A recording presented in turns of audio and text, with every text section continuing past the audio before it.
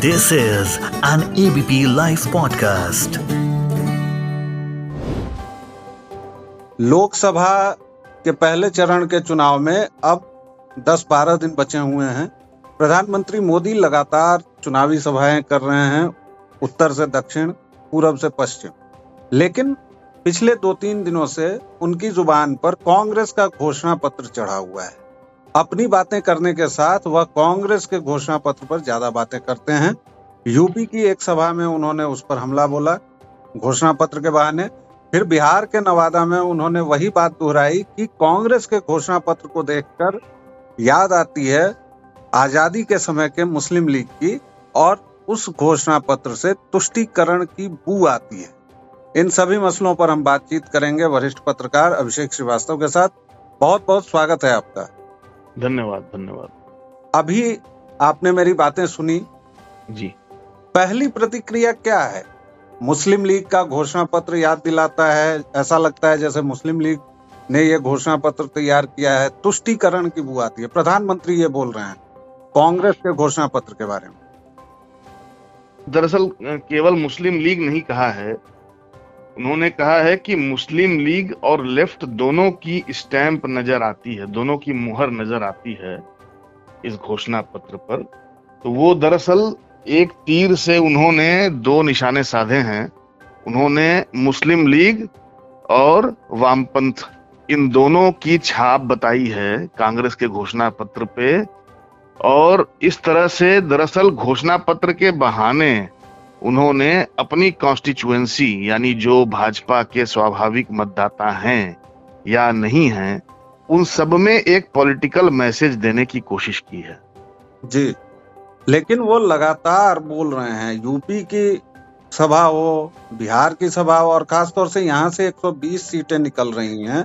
यहाँ पर मुस्लिम जनसंख्या भी ठीक ठाक है, बिहार के सीमांचल में, पश्चिमी उत्तर प्रदेश में, और तब वो इस तरह की भाषा बोल रहे हैं। हम कांग्रेस के घोषणा पत्र पर भी बात करेंगे, लेकिन किस बिंदु को लेकर वह ऐसे हमलावर हो रहे हैं? नहीं, एक तो मुझे लगता है कि थोड़ा राजनीतिक रूप से ये बहुत इनकरेक्ट है जिन जगहों पर उन्होंने ये बात कही है, खासकर सहारनपुर और नवादा में, क्योंकि सहारनपुर का इलाका या सीमांचल का इलाका नवादा, यहाँ मुस्लिम आबादी बहुत ठीक ठाक है जो डिसाइडिंग फैक्टर होती है।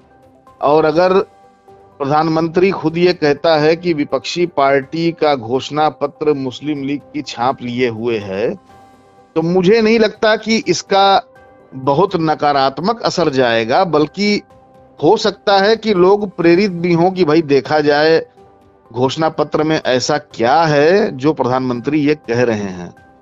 दूसरी बात, जयराम रमेश ने इस पर एक बहुत कायदे का जवाब दिया है। जो बात कोई भी व्यक्ति कहेगा जो कि इतिहास को जानता होगा, कि मोदी जी ने ये कहा है कि आजादी के समय के मुस्लिम लीग, तो आजादी के समय का मुस्लिम लीग तो भाई हिंदू महासभा के साथ सरकार बना चुका था बंगाल में, नॉर्थ ईस्ट फ्रंटियर प्रोविंस में, और हिंदू महासभा और मुस्लिम लीग मिलकर चुनाव लड़े थे। ये ऐतिहासिक तथ्य है।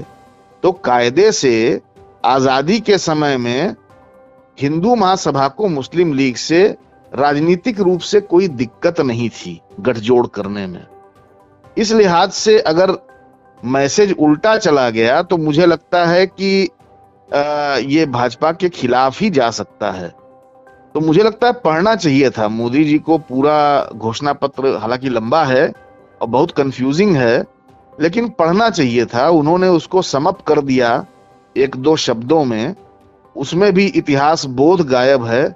ये बड़ी दिक्कत है, बहुत कंफ्यूजिंग है। इस पर हम लोग बाद में बात करेंगे, लेकिन ऐसे कौन से बिंदु हो सकते हैं घोषणा पत्र के, जैसा कि खबरें छन कर आ रही हैं, घोषणा पत्र सबके सामने है, 370 पर बात हो सकती है, यूसीसी पर। आपके नजरिए में, आपकी नजर में कौन से वैसे बिंदु हैं जिस पर प्रधानमंत्री इतने हमलावर हो गए हैं? कांग्रेस ने वैसे कौन से मुद्दे छू दिए हैं? नहीं, मुझे लगता है जम्मू कश्मीर का मसला शायद बहुत ज्यादा मतलब उनके वो क्या बोलते हैं कमजोर नस वाला मसला है। क्योंकि देखिए ऐसा है कि जम्मू कश्मीर से 370 हटाने का जो मसला था वो भारतीय जनता पार्टी के घोषणा पत्र में 4 दशक से लगातार बना हुआ था। 3 मसले थे, एक समान आचार संहिता का, एक राम मंदिर का और एक जम्मू कश्मीर का। तो अब राम मंदिर का तो आप कुछ नहीं कर सकते भाई, मंदिर है, मंदिर सबकी आस्था का केंद्र है, जाहिर सी बात है उस पर कहीं कुछ भी नहीं है, होना भी नहीं चाहिए था घोषणा पत्र में। लेकिन जम्मू कश्मीर का जो राज्य का दर्जा है वो बहाल करने की जो बात कही है कांग्रेस पार्टी ने, वो एक ऐसा पॉइंट है जो भारतीय जनता पार्टी के लिए पॉलिटिकली कैंपेन करने का मुद्दा हो सकता है।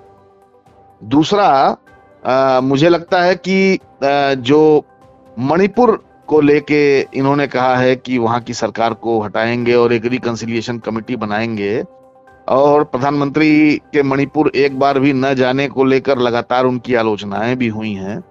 तो ये थोड़ा सा टचिंग हो सकता है प्रधानमंत्री के लिए, भारतीय जनता पार्टी के लिए, कि वो सिलेक्टिवली 300 किस्म के संकल्पों में से 300 मतलब आप कायदे से अगर 48 पन्ने का वो घोषणा पत्र देखें तो लिटरली 300 उसमें वादे किए गए हैं, और उसको आप समअप करेंगे, समअप करने पे भी आपको 20-25 पॉइंट से कम नहीं मिलने वाला है। तो वो इतना वास्ट है, इतना विस्तार है उस घोषणा पत्र का, लेकिन उसमें से अपने काम की चीज भारतीय जनता पार्टी और प्रधानमंत्री ने चुनी है, और वो हो सकता है कि उनके हिंदू मतदाताओं में रिसाउंड करे, जो निश्चित तौर पर 48 पन्ने का घोषणा पत्र पढ़ने का कोई जहमत नहीं उठाएंगे। लेकिन मुस्लिम मतदाताओं में जहां जहां खासकर प्रधानमंत्री ने ये बात कही है वहां पर इसका नकारात्मक असर हो सकता है। लेकिन ये बात भी हम जानते हैं कि मुस्लिम मतदाताओं के वोटिंग या न वोटिंग से भाजपा पर बहुत फर्क नहीं पड़ता है। तो मुझे नहीं लगता है कि अभी बहुत ज्यादा इस पर कोई पॉलिटिकल माहौल ऐसा बिल्ड होने की गुंजाइश दिखती है। लेकिन कांग्रेस की एक कमजोरी ये जरूर है कि वो फोकस्ड नहीं रह पाई है अपने घोषणा पत्र में, और इतने वादे उसने कर दिए हैं कि उसे कम्युनिकेट करना आसान नहीं होगा मतदाताओं के बीच में। ये दूसरा है, और इसी से शायद आपने कहा कि कंफ्यूजिंग है, और ये बात जी, जी। तो बहुत माकूल है कि जरूरी नहीं कि घोषणा पत्र की बात कम्युनिकेट हो जाए। हाँ। लेकिन एक जो उसमें बात और भी आई है वो विच हंटिंग की भी बात है, जो कांग्रेस ने लिखा है कि जो एजेंसियां उनको सुधारा जाएगा, और जो लोग दूसरे इसमें दलों में गए हैं या जो भी गए हैं उनकी जांच करवाई जाएगी। और राहुल गांधी ने अपने भाषणों में भी कहा है कि हम ऐसी कार्रवाई करेंगे कि वो याद रखेंगे। एक लोकतांत्रिक देश में इस तरह की भाषा, विच हंटिंग की भाषा, कांग्रेस को कितनी भारी पड़ सकती है? नहीं, देखिए, भाषा एक बात है, भाषा का सवाल यहाँ नहीं है। असल में घोषणा पत्र का जो इथोस होता है वो सामाजिक होता है। घोषणा पत्र जो होता है वो किसी भी राजनीतिक दल के सामाजिक कार्यक्रम का एक दस्तावेज होता है, वो राजनीतिक एक्शन का दस्तावेज नहीं होता है। ठीक है, इस लिहाज से मैं कहूंगा कि जो भी उसमें राजनीतिक बातें कही गई हैं, सरकार बर्खास्त करना, दल बदलने वाले नेताओं पर कार्रवाई करना, या केंद्रीय एजेंसियों को संसदीय दायरे में लाना, हाँ, ये क्या है? ये पॉलिटिकल डिसीजंस हैं। और पॉलिटिकल डिसीजंस जो होते हैं एग्जीक्यूटिव के, हाँ, ये एग्जीक्यूटिव के डिसीजंस हैं, हद से हद एक आध लेजिस्लेचर के डिसीजंस हैं। इन पर घोषणा पत्रों में बात करने की परंपरा रही नहीं है इस देश में। घोषणा पत्र इसलिए होता है कि आप नागरिकों के साथ जो सरकार का कॉन्ट्रैक्ट होने वाला है संविधान के अंतर्गत, आप उस कॉन्ट्रैक्ट के तहत नागरिकों के कल्याण की बात करें, लोक कल्याण की बात करें। तो लोक कल्याण के मसले इसमें निश्चित तौर पे हैं। अप्रेंटिसशिप वाला मसला है, इसमें कैश ट्रांसफर का मसला है महिलाओं को लेके, बहुत चीजें हैं। लेकिन जो भारी पड़ गया है वो पॉलिटिकल कमेंट्री भारी पड़ गया है पूरे घोषणा पत्र में, और ये घोषणा पत्र एक सामाजिक दस्तावेज ना होने के बजाय एक राजनीतिक दस्तावेज बन के रह गया है। मुझे लगता है कि इस पर कांग्रेस पार्टी के घोषणा पत्र समिति के लोगों को थोड़ा सटल रहना चाहिए था, और ये जो परंपरा और मर्यादा है घोषणा पत्रों की उस पर ध्यान देना चाहिए था, जो कि उन्होंने नहीं किया, शायद आक्रामकता में या रिएक्शन में या डिस्परेशन में। लेकिन इसमें एक राइडर मैं ये भी लगाऊंगा कि चुनाव घोषणा पत्र पे नहीं होते हैं। जी पिछले 20 साल 25 साल से हम लोग देख रहे हैं कि घोषणा पत्र एक औपचारिकता मात्र रह गया है। पिछले विधानसभा चुनाव में हमने देखा कि मतदान के 2 दिन या 3 दिन पहले छत्तीसगढ़ का घोषणा पत्र आया, मोदी की गारंटी के नाम से राजस्थान का घोषणा पत्र आया। तो एक जैसे लगता है कि मतलब जैसे एक छात्र परीक्षा देता है तो उसे जो है फाइल जमा करनी होती है परीक्षा के पहले, तो वो जल्दीबाजी में नकल मार के करके सब कर देता है और उस पे केवल नंबर मिलते हैं, वेटेज मिलता है, उससे उसके प्रगति का आकलन नहीं होता है। ठीक वैसे ही घोषणा पत्र एक औपचारिकता मात्र है। अब इस घोषणा पत्र में से पॉलिटिकल पॉइंट्स निकाल के कौन कितना एडवांटेज ले जाता है, ये एक बिल्कुल अलग बात है। लेकिन चुनावों का घोषणा पत्रों से रिश्ता बहुत पहले टूट चुका है। तो घोषणा पत्र पे चाहे जितनी भी बहस कर ली जाए, अब मुझे नहीं लगता है कि जब तक वो कम्युनिकेट हो लोगों तक या जब तक उसे मुद्दा बनाया जाए तब तक घोषणा पत्र की कोई भूमिका रहेगी।